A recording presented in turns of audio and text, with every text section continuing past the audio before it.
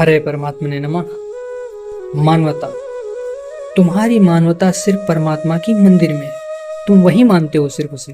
तुम सोचते हो जब परमात्मा हमें दर्शन देंगे वो साक्षात प्रकट हो जाएंगे। एक हाथ में गदा होगा, एक हाथ में चक्र होगा, एक में माला होगी, एक में शंख होगा और चमचमाती रोशनी होगी, सोने का मुकुट होगा। ऐसा नहीं, ये मूर्खता है। परमात्मा जब भी तुम्हें मिलेगा वो इंसान ही मिलेगा, लेकिन तुम उसे पहचानने से नकार देते हो क्योंकि तुम्हारी मानवता सिर्फ मंदिर में है। इंसान में तुम्हें भगवान नहीं नजर आता है।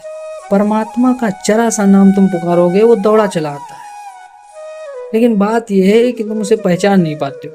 वो परीक्षा लेता है, वो फकीर बन के आता है, सेवा मांगता है, तुम्हें सत्य बताता है और तुम उसी का सत्य नकार जाते हो। क्योंकि परमात्मा उसी को मिलता है जिसके अंदर इंसानियत है, जो सत्य को जानना चाहता है, मानना चाहता है।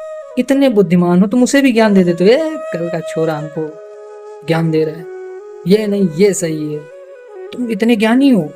परमात्मा हर किसी को किसी ना किसी भेष में मिलता है, हर किसी को मिलता है, वो हर किसी को समझाता है, पर तुम नकार जाते हो क्योंकि सत्य तुम्हें स्वीकार नहीं है। परमात्मा स्वीकार है पर सत्य नहीं स्वीकार है, किसी को नहीं।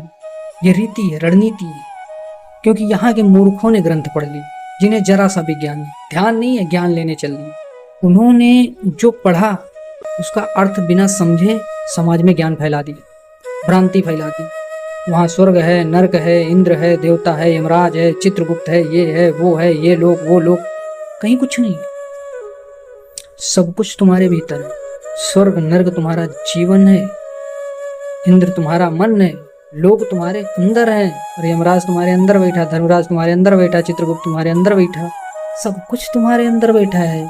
सत्य जानने का रास्ता भी तुम्हारे भीतर से, परमात्मा तक जाने का भी रास्ता तुम्हारे भीतर से, सारा ज्ञान पाने का रास्ता तुम्हारे भीतर से। इंसान जो प्रकृति को अधीन कर सकता है, परमात्मा को अधीन कर सकता है, उससे बड़ी ताकत क्या हो सकती है? तुम स्वयं के भाग्य विधाता हो, तुम ही हो दाता, तुम ही विधाता। सत्य के मार्ग पे तो चलो, सब कुछ मिल जाएगा, सब कुछ जान जाओगे। सबसे बड़ा ग्रंथ तो यहाँ है, इसे कभी नहीं खोलते हो, इसके अंदर कभी नहीं झांकते हो, इसका पन्ना कभी नहीं पलटते हो, इसे मन से ढक रखा है तुमने। परमात्मा तक पहुंच जाओगे। ऐसे भटकते रहोगे, झूलते रहोगे, खोजते रहोगे, कुछ नहीं मिलने वाला, कुछ नहीं होने वाला। यही शर्त है उसकी। परमात्मा कहता पहले मेरी मानो फिर मुझको जानो।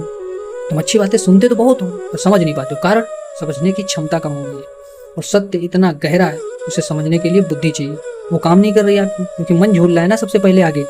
वो सुनने ही नहीं देता, समझने नहीं देता, वो कुछ और ही अर्थ समझ लेता है। तो मैं सबसे आसान तरीके से सत्य बताता हूँ, सबसे आसान तरीके जो ये समाज में हो रहा मैं वही बताता हूँ। मैं बार बार कहता हूँ, मानोगे तभी जानोगे।